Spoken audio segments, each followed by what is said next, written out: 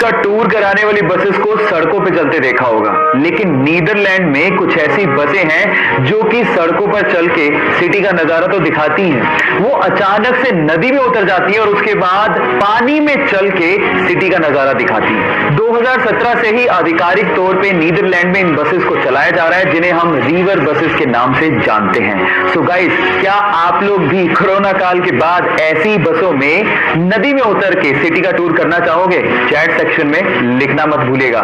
Maggi शायद इस lockdown में हमारा नेशनल फास्ट फूड बन गया है, लेकिन सवाल यह है कि मैगी का नाम मैगी रखा किसने? डोंट वरी, मैं आपको बताता हूं। मैगी का नाम मैगी रखा इसके मसाला इन्वेंटर जूलियस मैगी के नाम पर, जिन्होंने सन 1863 में, जी हां 1863 में मैगी के मसाले को बनाया था और उसके बाद ये इंस्टेंट नूडल यूएस और फ्रांस में छा गया और उसके बाद सन 1947 में नेस्ले ने मैगी को खरीद लिया और फिर 1983 में ये भारत में एंटर हुआ और उसके बाद आज भारत मैगी का सबसे बड़ा मार्केट भी है। क्या इसके पहले तक इफेक्ट आपको पता था? और अगर नहीं पता था तो चैट सेक्शन में लिखना मत भूलिएगा। गाइज, आप लोगों ने बहुत सारी मूवीज में समुद्री डाकुओं को अपनी एक आंख पे काली पट्टी बांधे देखा होगा और हम ज्यादातर लोग यही सोचते हैं कि उनकी आंख फूटी हुई होगी, शायद इस वजह से उन्होंने काली पट्टी बांध रखी होगी, है ना? लेकिन ऐसा नहीं होता, वो उनका नाइट विजन का जुगाड़ होता है। एक्चुअली बहुत बार डाकुओं को लड़ते लड़ते जहाज के डेक में जाना पड़ता है और वहां पर बहुत ज्यादा अंधेरा होता है और हमें यह भी पता है कि उजाले से अंधेरे में जाने पर हमारी आंखों को एडजस्ट करने में समय लगता है। उसी एडजस्ट करने में लगने वाले समय को कम करने के लिए वो अपनी एक आंख पे काली पट्टी बांधते हैं ताकि जैसे वो अंधेरे में जाए उसे हटाएं और उन्हें अंधेरे में दिखाई देना शुरू हो जाए। क्या आपको इसके पहले तक इफेक्ट पता था? और अगर नहीं पता था तो चैट सेक्शन में लिखना मत भूलिएगा। हमारे देश इंडिया के बारे में दो ऐसे फैक्ट जिसे जानने के बाद आपको गर्व फील होगा। नंबर 1, चांद पे पानी मिला है, ये तो सब जानते हैं, लेकिन क्या आपको पता है कि चांद पे पानी की खोज किसने करी थी? डोंट वरी, मैं आपको बताता हूं, वो हमारी ही नेशनल स्पेस एजेंसी इसरो ने की थी। नंबर 2, पूरी ही दुनिया में नोबेल प्राइज को सबसे बड़ा प्राइज माना जाता है, लेकिन क्या आपको पता है कि पूरे एशिया में सबसे पहला व्यक्ति जिसे नोबेल प्राइज दिया गया था वो कौन था? डोंट वरी, वो भी मैं आपको बताता हूं। वो थे इंडियन, यस, रविंद्रनाथ टैगोर, जिन्हें 1913 में लिटरेचर के लिए सबसे पहले पूरे एशिया में नोबेल प्राइज दिया गया था। क्यों? इन दो फैक्ट को जानने के बाद हुआ ना आपका सीना गर्व से छोड़ा?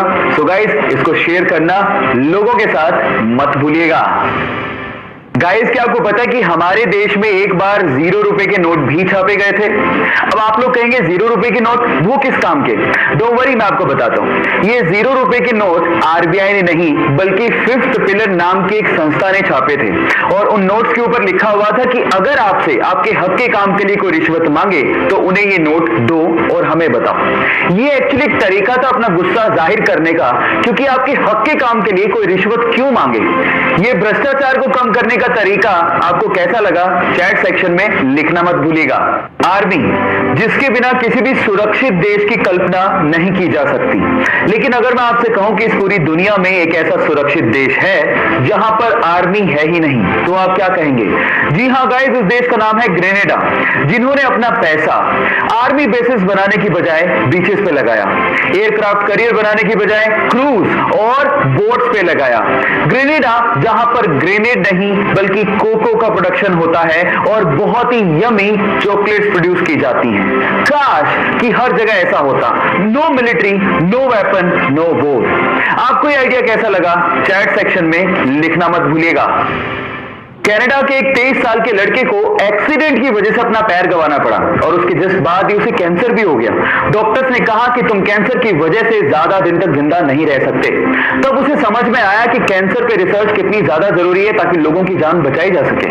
उसने सोचा कि मरने से पहले वो पूरे कनाडा को पैदल अपनी एक टांग पे नापेगा और कैंसर रिसर्च पे फंड रेज करेगा।